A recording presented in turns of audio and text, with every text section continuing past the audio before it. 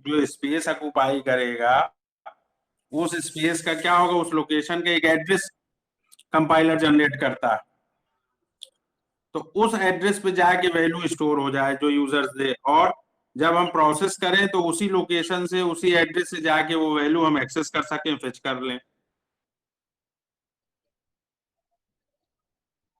Yes sir.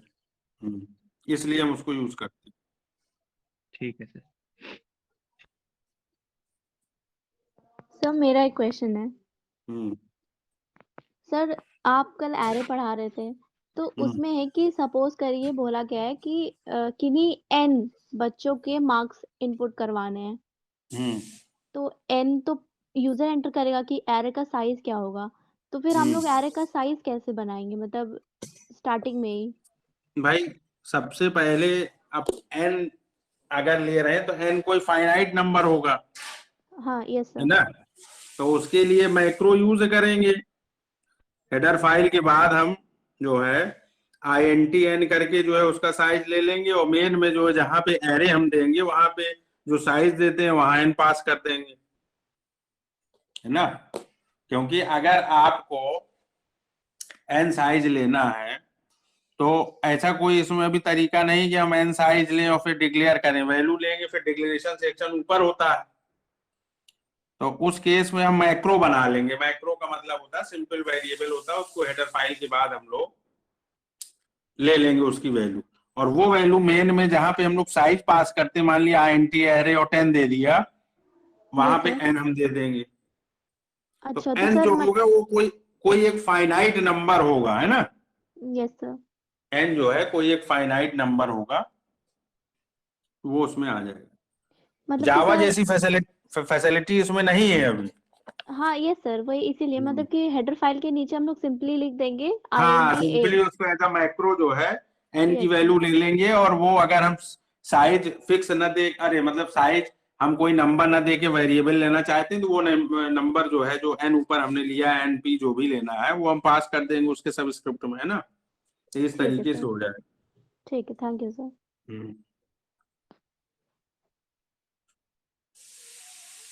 चलिए आज हम लोग जो है 2D एरे पढ़ेंगे। 2D एरे के थ्रू मैट्रिक्स के प्रोग्राम कैसे हम करेंगे, दो मैट्रिक्स का सम करना या दो मैट्रिक्स को मल्टीप्लाई करना, उसका ट्रांसपोज निकालना, सिमेट्रिसिटी चेक करना, डिटरमिन वैल्यू फाइंड आउट करनी, बहुत सारे प्रोग्राम जो है मैट्रिक्स के बनते हैं।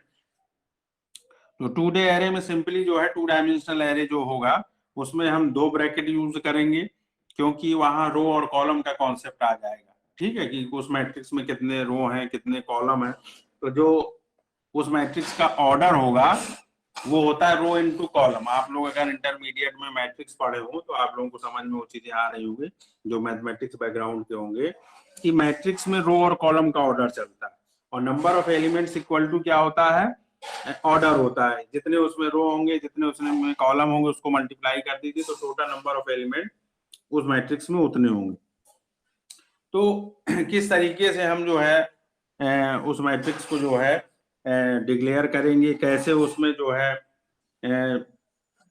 पर्टिकुलर लोकेशन की एड्रेस कैसे जनरेट होगी, तो ये बुक वगैरह में तो उस हिसाब से उतना क्लियर नहीं समझाया, हमने खुद उसको जो है पेपर में जो है डिक्लेयर किया है, तो उसको हम उससे बताते हैं तो आपको समझ में आएगा कि फर्स्ट रो और फर्स्ट कॉलम में जो सेल होगा उसका एड्रेस क्या होगा, फिर सेकेंड रो और फर्स्ट कॉलम का जो सेल बनेगा उसका एड्रेस क्या होगा, तो उसको देख के ही प्रोग्राम आपको करना है, तो वो इजी रहेगा। अब हम स्क्रीन शेयर कर रहे हैं, काफी टाइम हो गया है और बच्चे भी काफी कनेक्ट हो गए, 36 जो है।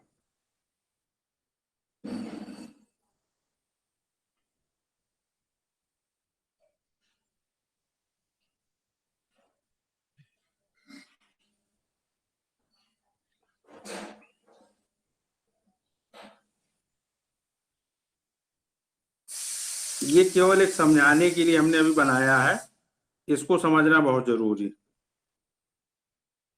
ये दिख रहा है आपको 2D array? Yes sir. 2 dimensional array, इसके थ्रू हम लोग मैट्रिक्स का प्रोग्राम करते हैं। मैट्रिक्स में रो और कॉलम का कॉम्बिनेशन होता है, एलिमेंट्स को जब हम रो और कॉलम्स में रिप्रेजेंट करते हैं तो उसको मैट्रिक्स बोलते हैं। अब रो और कॉलम्स में जब आप करोगे तो आप देख रहे हो कि इधर लेफ्ट हैंड साइड में जो कॉलम बना सबसे पहले वाला 0 1 2 जिसको हमने डिनोट किया, नंबरिंग की है, और ऊपर सबसे ऊपर जो है टॉप मोस्ट पे जो 0 1 2 दिख रहा है, तो ये आपका जो है रो और कॉलम को बता रहा है। ठीक है, हॉरिजॉन्टली आप जो है मूव करोगे तो रो आपका बन जाएगा जैसे 0। अगर आप जो है हॉरिजॉन्टली देखो तो फर्स्ट रो है, 1 जो है सेकंड को डिनोट कर रहा है और 2 जो है थर्ड रो को डिनोट कर रहा है। अब वर्टिकली आप देखो जो 0 बना हुआ है, तो 0 जो है वो फर्स्ट कॉलम को डिनोट कर रहा है, 1 जो है वो सेकंड कॉलम को डिनोट कर रहा है और सेकंड जो है वो थर्ड कॉलम को डिनोट कर रहा है। ठीक, तो अब जो सेल बन रहे हैं यानी कि फर्स्ट रो और फर्स्ट कॉलम का जो एलिमेंट आपको अंदर ब्रैकेट के अंदर दिख रहा है 1, उस सेल का एड्रेस क्या है 0, 0, 0 का मतलब फर्स्ट रो फर्स्ट कॉलम। फिर आप 2 देख रहे हो, उस सेल का एड्रेस क्या हो गया 0 1, क्योंकि उसकी लोकेशन क्या है वो फर्स्ट रो में और सेकंड कॉलम में एग्जिस्ट कर रहा है, तो रो तो आपकी 0 ही रहेगी, 0 का मतलब फर्स्ट रो, और कॉलम क्या है चेंज हो गया, तो कॉलम आपका क्या हो जाएगा 1 हो जाएगा, 1 का मतलब सेकंड कॉलम, क्योंकि स्टार्टिंग कहां से हो रही 0 से हो रही, तो 1 आपका सेकंड पे आएगा। इसी तरीके से थर्ड एलिमेंट की पोजीशन जो होगी यानी कि उसके सेल का एड्रेस जो होगा वो 0, 2 होगा। 0 का मतलब फर्स्ट रो और थर्ड कॉलम। तो इस तरीके से यहाँ पे एक जो है स्क्वायर मैट्रिक्स को हमने रिप्रेजेंट किया है और उसमें जो एलिमेंट्स हैं उन एलिमेंट्स का एड्रेस भी यहाँ पे बता दिया गया है। और ये जो लास्ट में 3x3 लिखा है ये इस मैट्रिक्स का ऑर्डर बताता है। 3x3 का मतलब कि number of row is equal to 3 and number of column is equal to 3। जब रो और कॉलम्स इक्वल होते हैं तो वो मैट्रिक्स आपकी स्क्वायर मैट्रिक्स कहलाती है। तो ये एक स्क्वायर मैट्रिक्स है। ठीक, तो इसमें इस तरीके से हमें जो है जो ये सेल का एड्रेस बन रहा है इसको ध्यान में रखना है, तो हम प्रोग्राम जो है आराम से कर लेंगे। अब लास्ट वाली जो रो है वो आपकी सेकंड है, उसमें 7 जो है उसका जो पोजीशन क्या हो जाएगा सेल का 2, 0 यानी कि थर्ड रो फर्स्ट कॉलम, 2, 1 यानी कि थर्ड रो सेकंड कॉलम, फिर 2, 2 थर्ड रो थर्ड कॉलम। तो इस तरीके से मैट्रिक्स में हम टू डायमेंशनल एरे के थ्रू मैट्रिक्स के प्रोग्राम कर सकते हैं और मैट्रिक्स में डिफरेंट रो और कॉलम में जो सेल बनेंगे वहां पे हम इस तरीके से एलिमेंट्स को इंसर्ट कर सकते हैं। तो ये एक तरीके से जो सेल होंगे उन सेल का एड्रेस है 0 0 0 1 0 2 1 0 1 1 1 2।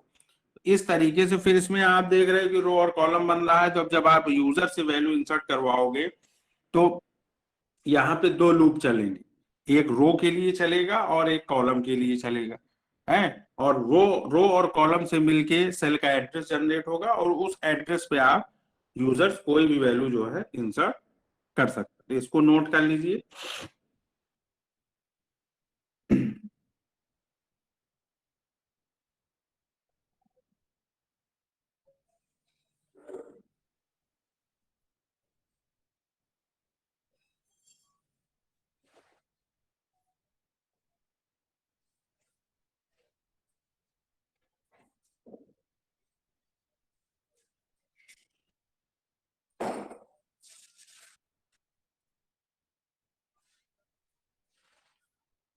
हो गया note? Yes sir. Yes sir. अब हम लोग जो है जो हमने भी यहाँ बताया इसको इम्प्लीमेंट करेंगे प्रोग्राम को।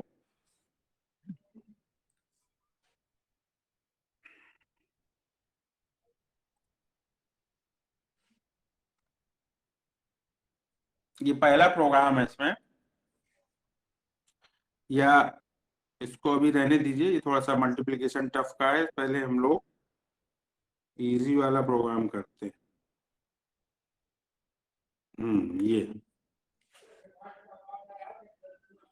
ये प्रोग्राम आपको दिख रहा है, write a program to display the elements of given matrix. यानी कि जैसे आपने मैट्रिक्स अभी देखी उसमें जो एलिमेंट्स हमने इंसर्ट किए थे 1 to 9, तो वो हमें इंसर्ट करवाने हैं और उसी फॉर्मेट में उसको हमें कंसोल पे डिस्प्ले करवाना है ना। तो प्रोग्राम लिख लीजिए, write a program to display the element of the given matrix. Easy वाला करेंगे तो फिर आप टफ वाला आपको समझ में आ जाएगा। पहले इजी वाले में आप कमांड करें, अब फिर हम लोग मैट्रिक्स डिटरमिनेंट बहुत सारी है वो सब कर लेंगे।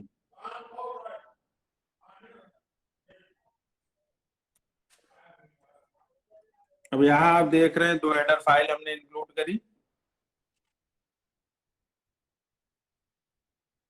और एक मैट्रिक्स हमने यहाँ पे वॉइड मेन के अंदर डिक्लेयर किया INT M80 मैट्रिक्स और उसका रो क्या है 3 कर दिया और कॉलम 3। देखो 2 डायमेंशनल एरे में हम लोग 2 ब्रैकेट यूज करेंगे, 2 सबस्क्रिप्ट यहाँ पे यूज होंगे। फर्स्ट वाला आप लोग लिख लीजिए कॉपी में, एरो लगा के जो 3 है वो रो को, नंबर ऑफ रो को डिनोट कर रहा है ब्रैकेट, और सेकेंड वाला जो ब्रैकेट है वो नंबर ऑफ कॉलम को डिनोट कर रहा है।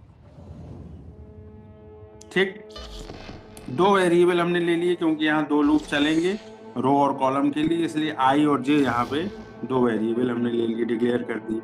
मैसेज हमने दे दिया प्रिंट द एलिमेंट, अरे enter the element of matrix, यानी कि कंसोल पे सबसे पहले जब आप रन करवाओ प्रोग्राम तो ये मैसेज वहां पे डिस्प्ले हो, आपको पता चले कि आप किसका एलिमेंट इंसर्ट करना है या कितने एलिमेंट आपको इंसर्ट करने हैं। तो उसके बाद हमने एक आउटर लूप यूज किया, i = 0, i <3 और सेमीकोलन i++।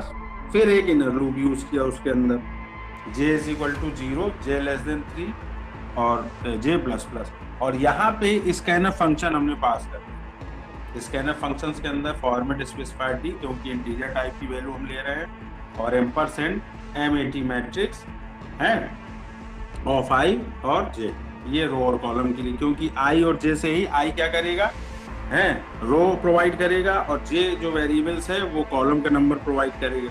ठीक, तो इनर लूप आपका 0 से 2 तक चलेगा और आउटर लूप i की वैल्यू 0 है तो आपका क्या होगा 0 1, अरे 0 0, फिर j इंक्रीमेंट होगा 1 हो जाएगा 0 1, फिर j इंक्रीमेंट होगा 2 हो जाएगा 0 2। यानी कि एलिमेंट किस तरीके से इंसर्ट हो रहे हैं, रो वाइज इंसर्ट हो रहे हैं। फर्स्ट वाला रो हमारा पूरा कंप्लीट हो जाएगा और जैसे ही इनर लूप हमारा जो है टर्मिनेट होगा तो कंट्रोल आपका आउटर लूप में जाएगा। आउटर लूप में i की वैल्यू इंक्रीमेंट होगी, क्या हो जाएगी 1 हो जाएगी है, और उसके बाद कंडीशन चेक होगा 1 क्या है <3 है, कंडीशन ट्रू है, कंट्रोल इनर लूप में आएगा और फिर ये लूप चलेगा 0 से लेके 2 तक। यानी कि अब क्या हो जाएगा i की वैल्यू 1 हो गई है, यानी कि सेकेंड रो में अब हम एलिमेंट इंसर्ट करेंगे 1 0 1 1 1 2, इस तरीके से सेकेंड रो कंप्लीट हो जाएगा। और जैसे ही इनर लूप जो है आपका जो है कंडीशन इसकी फॉल्स होगी, जो कंट्रोल होगा वो आउट ऑफ इनर लूप हो जाएगा और बिगिनिंग और आपका जो है beginning of the outer loop पहुंचेगा i++ में। i++ में वैल्यू क्या हो जाएगी 1 से 2 हो जाएगी, कंडीशन 2 हो जाएगी है, i<3, i की वैल्यू 2 हुई, 2<3 हो गया, कंट्रोल इनर लूप में आएगा, फिर लूप चलेगा 0 से 2 तक, क्योंकि j<3 है और <3 का मतलब क्या है 2 तक चलेगा j। तो उसके बाद थर्ड जो है जो रो में मैट्रिक्स के रो में एलिमेंट इंसर्ट होंगे 2, 0, 2, 1, 2, 2। समझ में आया?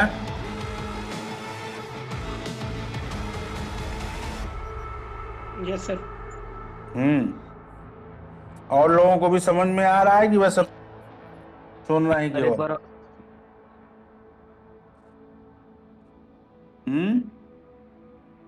सर एक बार और बता दीजिए थोड़ा। क्या?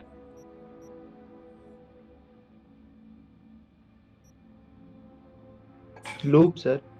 लूप, ये आउटर लूप जो है वो जो मैट्रिक्स में रो हमने ली है, सपोज हमने मान लिया कि स्क्वायर मैट्रिक्स हमने बनाया है, तो स्क्वायर मैट्रिक्स में रो और कॉलम सेम रहते हैं। इंटीजर टाइप का हमने रो और कॉलम क्या किया, एक मैट्रिक्स ले लिया, उसमें रो भी 3 रख दिए और कॉलम भी 3 हमने जो डिफाइन कर दी।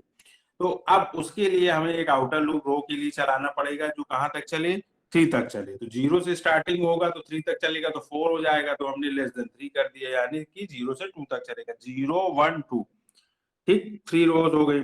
उसके बाद कॉलम भी हमें 3 तक चाहिए, तो 0 से 2 तक चलेगा है। और यहाँ पे स्कैनअप में हमने एम्परसेंड के साथ, ताकि जो सेल आए उसका एड्रेस जनरेट होता जाए और उस एड्रेस में जाके वैल्यू आपकी स्टोर होती जाए।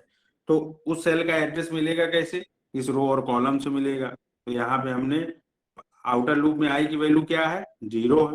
अब उसके बाद कंट्रोल अगर नीचे आया तो इनर लूप जब तक पूरा जो है कंप्लीट नहीं हो जाएगा तब तक कंट्रोल आउटर लूप में जाएगा नहीं। तो इनर लूप कहां से कहां तक चलेगा, 0 से लेकर तो 2 तक, यानी कि 0 1 2 3 टाइम्स चला इनर लूप। और उसके बाद जब ये कंडीशन इसकी फॉल्स होगी तो कंट्रोल आपका जो है आई प्लस प्लस पे जाएगा, आई की वैल्यू इंक्रीमेंट होगी, आई की वैल्यू 0 थी अब 1 हो जाएगी, यानी कि 1 जैसे होगी, 1 का मतलब सेकेंड रो में एलिमेंट इंसर्ट हो गए। फिर इनर लूप पूरा चलेगा 0 से लेकर 2 तक। यानी कि रो फिक्स रहेगी, कॉलम आपका चेंज होता जाएगा, सेकेंड रो, फिर कॉलम चेंज होगा, फर्स्ट, फिर सेकेंड, फिर थर्ड। तो आउटर लूप जब इंक्रीमेंट होगा आई की वैल्यू 2 होगी, यानी कि अब थर्ड रो में पहुंचेगा, थर्ड रो फिक्स हो गया। अब इनर लूप क्या कर रहा है, कॉलम प्रोवाइड करेगा, first column, second column, third column. इस तरीके से वो सारी वैल्यू स्कैनअप के थ्रू डिफरेंट सेल के एड्रेस में पहुंच जाएगी। अब बस जो वैल्यू हमने इंसर्ट करवाई है उसी को हमें प्रिंट करवाना है, डिस्प्ले करवाना। तो एलिमेंट्स ऑफ मैट्रिक्स जो है वो आपको जो है केवल 2 लूप चलवाने हैं, और जहां पे स्कैनर फंक्शन हम यूज कर रहे हैं तो वहां पे केवल प्रिंटफ फंक्शन यूज करना है। और प्रिंटफ फंक्शंस में फॉर्मेट स्पेसिफायर यूज होता है लेकिन एम्परसेंड यूज नहीं होता है, इस चीज का ध्यान रखना। ये आप बहुत से प्रोग्राम कर चुके हो। तो यहाँ पे हमने फॉर्मेट स्पेसिफायर डी यूज किया, स्लैश टी का मतलब कि एलिमेंट्स अगर स्लैश टी यूज नहीं करोगे तो एलिमेंट बहुत एक दूसरे के नजदीक आएंगे, बिल्कुल है स्ट्रिंग फॉर्म में। तो थोड़ा सा मैट्रिक्स के एलिमेंट्स ऑफ मैट्रिक्स जो है उनके बीच में अगर हमें थोड़ा सा स्पेस देना है तो स्लैश टी हम यूज करेंगे, तो थोड़ा सा वो उनके बीच में स्पेस रहेगा और आपको समझ में आएगा कि कितने रो फॉर्म्स हो रहे हैं, कितने कॉलम फॉर्म्स हो रहे हैं, और फिर फर्स्ट रो फर्स्ट कॉलम में कौन सा एलिमेंट है, उसके लिए हमने यहाँ पे स्लैश टी यूज किया, ये टैब, ये स्पेस प्रोवाइड करने। और उसके बाद हमने एक स्टेटमेंट यूज किया प्रिंटफ डबल कोट्स में स्लैश एन, ताकि जब इनर लूप पूरा एग्जीक्यूट हो जाए, यानी कि फर्स्ट रो में सारे एलिमेंट इंसर्ट हो जाए, तो कंट्रोल आपका जो है सेकेंड रो में स्विच कर जाए, सेकेंड लाइन में स्विच कर जाए, यानी कि अब अगली बार जो हमारे जो एलिमेंट्स आए वो सेकेंड रो में हमारे हों।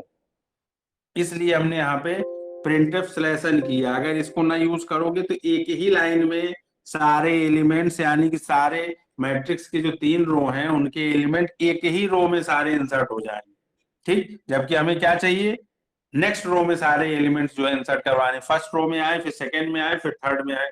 तो वो कर्सर की जो पोजीशन होगी वो चेंज कैसे होगी, ये स्लैश एन से होगी। तो ये समझ में आया इतना?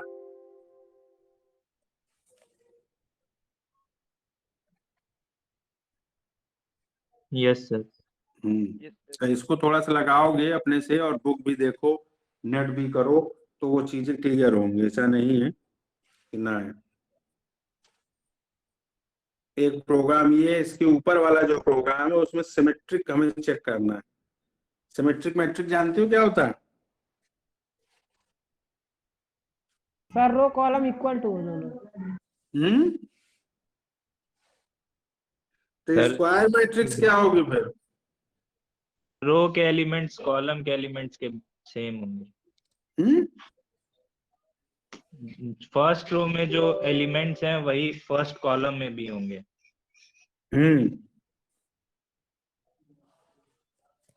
अच्छा, इसमें क्या होगा, सिमेट्रिक मैट्रिक्स अगर हमने स्क्वायर मैट्रिक्स ली तो 6 पोजीशंस ऐसी होंगी जहां एलिमेंट्स आपके सेम होंगे। जैसे कि अगर 0 0 आपने ले लिया तो उसमें रो कॉलम तो सेम ही है, तो वो तो अपने में सेम रहेगा। लेकिन अगर आपने लिया 0 1, यानी कि फर्स्ट रो सेकंड कॉलम, उसको आप चेंज कर दीजिए, कम्यूटेटिव फॉर्मूला लगा दीजिए, क्रम वाला, क्रम चेंज करने वाला, क्रम विनिमय जिसको बोलते हैं, 1-0 कर दीजिए, तो 1-0 से क्या हो जाएगा, सेकेंड रो फर्स्ट कॉलम, तो उसकी एलिमेंट सेम हो। यानी कि सिमेट्रिसिटी की कंडीशन क्या होती है कि array of I J equal to array of J I, यानी कि रो और कॉलम को चेंज कर दीजिए। मान लिया कि फर्स्ट रो और फर्स्ट कॉलम है 1-1, तो उसमें चेंज करेंगे 1 ही 1 आएगा, उसको छोड़ दीजिए। आपने ले लिया फर्स्ट रो सेकेंड कॉलम 0, अरे first row second third column 0-3 0-2, तो 0-2 ले लें, उसको चेंज कर दीजिए 2-0, तो 2-0 का क्या मतलब हुआ, थर्ड रो फर्स्ट कॉलम। तो इस तरीके से 6 पोजीशन, और वो डिपेंड करेंगी कि आपने मैट्रिक्स का साइज क्या लिया है। अगर साइज आप वेरी करोगे 4x4 करोगे तो फिर वो डिफरेंट हो जाएगा उसका, है उसमें 6 नहीं, उसमें फिर अधिक लोकेशंस आएंगी जहां जिसके एलिमेंट सेम होंगे। तो ये हम जो बता रहे हैं वो आपको 3x3 के लिए बता रहे हैं। तो वो हम काउंटर चला के जो वेरिएबल सेम हो रहे होंगे उनको काउंट कर लेंगे, और अगर वो 6 वेरिएबल्स होंगे जो सेम होंगे डिफरेंट डिफरेंट लोकेशंस में, उसको बाद में हम चेक करवा लेंगे, और अगर वो कंडीशन ट्रू होगी तो सिमेट्रिक होगी, अदरवाइज अगर फॉल्स हुआ तो नॉट सिमेट्रिक। एंटी सिमेट्रिक क्या होता है?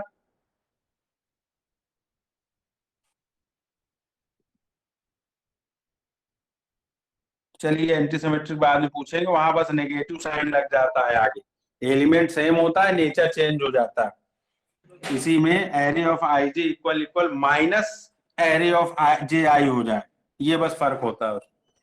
तो इसमें आप देख रहे हो मैट्रिक्स हमने लिया है, 3 वेरिएबल डिक्लेयर किए हैं आई और जे, और एक काउंटर वेरिएबल, वो क्या करता है, काउंट करेगा जो सेम नेचर के सेम वैल्यू के जो वेरिएबल वैल्यू आ रही है वो काउंट करेगी कि 6 आ रही है कि 7 आ रहा है कि 5 आ रहा है। उसके लिए काउंटर, एक वेरिएबल काउंट ले लिया जाता है, उसको काउंटर बोला जाता है, जो काउंट करे किसी चीज को। मान लिया इवन नंबर को काउंट करना है या ऑड नंबर को काउंट करना है, या ऐसे हमें 6 एलिमेंट काउंट करने जो सेम हो रहे हो डिफरेंट पोजीशन में, तो count is equal to initialise उसको कर देते हैं 0।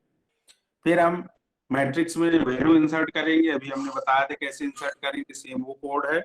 और उसके बाद हम जो है चेक करेंगे कि डिफरेंट डिफरेंट लोकेशन में जो है मैट्रिक्स के एलिमेंट सेम हो रहे हैं कि नहीं हो रहे। तो फिर 2 लूप चलेगा, और 2 लूप चला, 2 लूप चलने के बाद हमने कंडीशन दी। क्या कंडीशन दी? इफ में A of I J equal equal A of J I, ठीक। अब आई जे और जे आई, अब इसमें क्या हो रहा है, जो रो था वो सेकंड वाले के लिए कॉलम हो जा रहा है, और जो कॉलम था फर्स्ट वाले के लिए वो सेकंड वाले के लिए क्या हो जा रहा है, रो हो जा रहा है। तो बस ऑर्डर आपको चेंज कर देना है। तो अगर ऑर्डर चेंज होने पे, सेल का एड्रेस चेंज होने पर भी एलिमेंट सेम आ रहे हैं, तो यहाँ हमने काउंटर प्लस प्लस कर दिया, यानी कि फर्स्ट उसको ऐसा एलिमेंट मिल जाएगा जो डिफरेंट लोकेशंस पे सेम है, तो उसकी वैल्यू 1 हो जाएगी। इस तरह से वो पूरे मैट्रिक्स में चेक करता जाएगा डिफरेंट डिफरेंट लोकेशंस में, और वो सारे एलिमेंट क्या हो जाएंगे, सेम एड्रेस को छोड़ के, जैसे 0011 और 22 को छोड़ के, क्योंकि वहां आई और जे आई में कोई फर्क नहीं होगा, वो तो सेम ही रहेंगे। तो यहाँ पे हमें जो है ऑर्डर चेंज करना है, आई जे तो जे आई हो, ठीक। उसको छोड़ के 3 एलिमेंट को छोड़ के 0011 और 22 को छोड़ के बाकी जो 6 एलिमेंट होंगे अगर वो सेम आ रहे हैं तो काउंटर की वैल्यू फाइनली 6 हो जाएगी। और बाद में हम उसको चेक करवा लेंगे लूप के बाहर कि काउंटर इक्वल इक्वल या काउंट इक्वल इक्वल 6, तो प्रिंट करवा देंगे सिमेट्रिक मैट्रिक्स। और अगर ये कंडीशन फॉल्स होगी तो हम प्रिंट करवा देंगे नॉट सिमेट्रिक,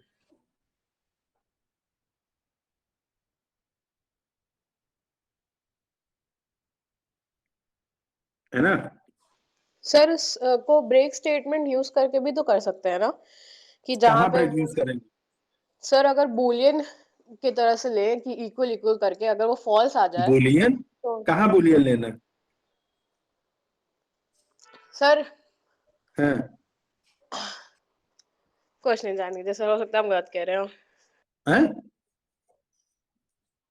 हाँ बताओ भाई क्या दिक्कत। बुलियन नहीं लेना है बुलियन तो फिर ट्रू फॉल्स वैल्यू हो जाएगी उसकी। बुलियन की यहाँ रिक्वायरमेंट नहीं। तो ये प्रोग्राम करिएगा, बाकी हम आपको सेंड कर दे रहे हैं, फिर उसको हम बताएंगे आपको। जैसे कि इसमें मल्टीप्लिकेशंस का है, तो पहले आप कोशिश करिए। तरीका ये होता है कि कॉपी में मैथमेटिक्स में अगर आप लोग मल्टीप्लाई किए हो, उसमें ये देखना पड़ता है कि अगर दो मैट्रिक्स हैं और दोनों के ऑर्डर अलग अलग है, पहले का पी क्यू है और दूसरे का एम एन है, तो Q is equal to M होना चाहिए। पहले तो ये कंडीशन होती है। तो हमने ये सोच लिया कि सपोज अगर दोनों मैट्रिक्स तुम स्क्वायर मैट्रिक्स ले लोगे 3x3 3x3, तो 3 और 3 बीच वाले जो जो नंबर्स होंगे वो सेम हो जाएंगे, तो वहां कोई प्रॉब्लम नहीं चेक करने की। मल्टीप्लीकेशन आपको ये देखना है कि कैसे आप मैथ में मल्टीप्लाई करते। फर्स्ट रो सेम रहती थी और कॉलम चेंज होते जाते थे सेकंड वाले मैट्रिक्स के। फर्स्ट रो को फर्स्ट कॉलम से मल्टीप्लाई करते थे प्लस, फिर फर्स्ट रो को सेकंड कॉलम से मल्टीप्लाई करते थे प्लस, फिर फर्स्ट रो के एलिमेंट को थर्ड वाले कॉलम से मल्टीप्लाई करके प्लस कर देते थे। तो जो रिजल्टेंट मल्टीप्लीकेशन वाली जो थर्ड मैट्रिक्स बनती थी, सी वाली मान लिया मैट्रिक्स ले लिया हमने, तीसरी वाली मैट्रिक्स, इसमें रिजल्टेंट वैल्यू हमें रखनी है, तो वो पूरा एक रो के सारे एलिमेंट आ जाते थे। इसी तरीके से अब क्या करेंगे, सेकेंड रो चेंज होगा और सेकेंड वाली मैट्रिक्स के सारे कॉलम के एलिमेंट उससे मल्टीप्लाई होके प्लस होके उसमें लिख दिए जाए। इस तरीके से मैथ में आप जो है जो लगाते थे तरीका, मेथड अपनाते थे, सेम वही मेथड इस लॉजिक में भी लगाना है और उसी तरीके से आपको इसका प्रोग्राम करना है।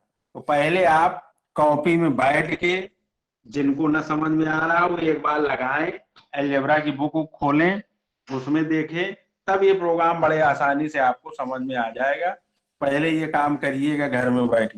डिटर्मिनेंट वैल्यू हम कैसे निकालते हैं, रो वाइज जब हम किसी मैट्रिक्स को एक्सपेंड करते हैं तो डिटर्मिनेंट वैल्यू आती है, पाइप साइन हम लोग लगाते थे। डिटर्मिनेंट वैल्यू अगर 0 हो जाती है तो मैट्रिक्स सिंगुलर हो जाता था, नॉन जीरो रहता था तो नॉन सिंगुलर रहता था। ये सारी चीजें अगर भूल गए हो तो दोबारा एक बार रिकॉल करो और फिर हम ये प्रोग्रामिंग आपको बताएंगे।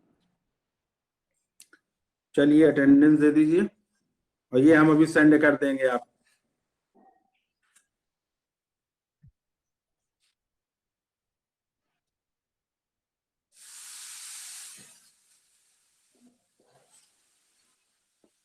Role number 1, present sir. Roll number 2, present sir. 3, 4, present sir. 4 किसका था भाई? Shubham Kumar. Roll number 5, roll number 6, present sir. 7, 8, present 9, sir. 8 sir roll I number 8। शादी यस का। Sir. Roll number 9, present sir. Roll number 10, 11, hello 12 है?